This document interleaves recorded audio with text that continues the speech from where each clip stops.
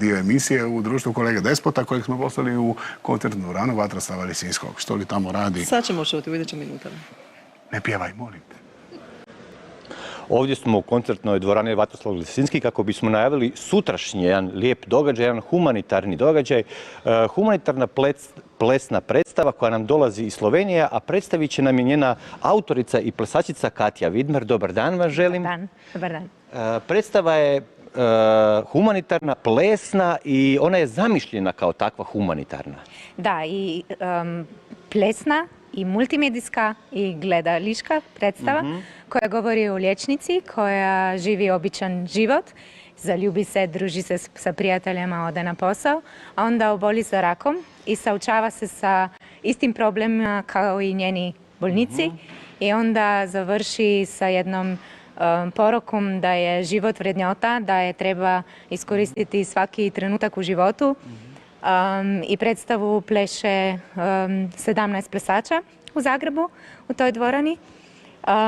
I plešemo već 1 godinu.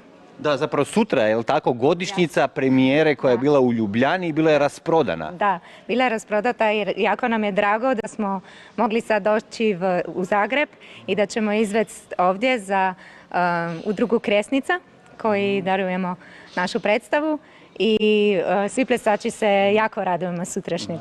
Predstava nije namijenjena samo odraslima, ali tako i djeca je dobro prihvaćaju. Da, i djeca ju prihvaćaju jer je to nešto što je između svih nas. Rak ne bira, ne po spolu, ne po narodnosti, ne po jeziku, ne po čime.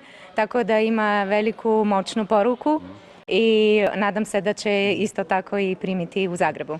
S nama je ovdje i producent predstave, gospodin Albert Podrekar. Želim vam dobar dan. Koliko predstava je do sada ovih godinu dana odigrano u Sloveniji? Evo, do sada je bilo 20 predstava, sve su bile u Sloveniji. Počeli smo baš na sutrašnji dan, prije 1 godine, 16.5. u Ljubljani, Španskim borcima, gdje smo imali rasprodatu predstavu sa 350 ljudi.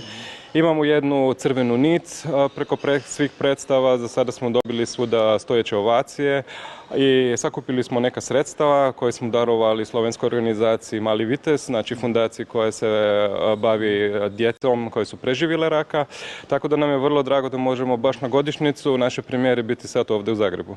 Najljepša vam hvala, želim vam puno sreće sutra, a s nama je i Mirela Stanić-Popović, predsjednica udruge Kresnica, koje će biti namijenjen sav prihod ove predstave. Kako ste uopće došli u kontakt sa ovom slovenskom predstavom?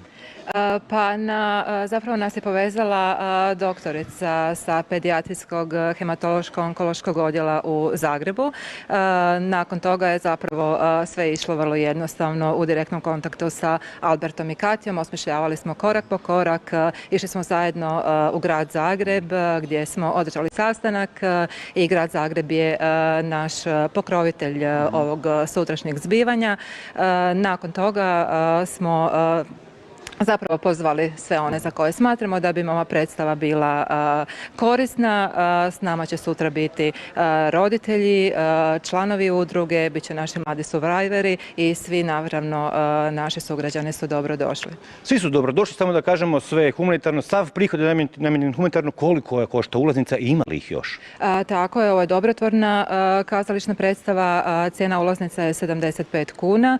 Po zadnjim saznanjima ulaznica ima još nekakvih 100, s tim što imamo potvrde brojnih gostiju da će doći sutra, pa evo sad nas je malo i strah da se ne bi desilo da netko ostane ispred vrata. Tako da ako netko još stvarno želi, ovo je možda trenutak da dođe i da kupi kartu. Evo i mi se pridružujemo ovom pozivu, znači ako želite vidjeti ovu lijepu glazbenu plesnu predstavu, požurite u Lisinski jer sutra je predstava, a ujedno i donirat ćete onima kojima najviše treba.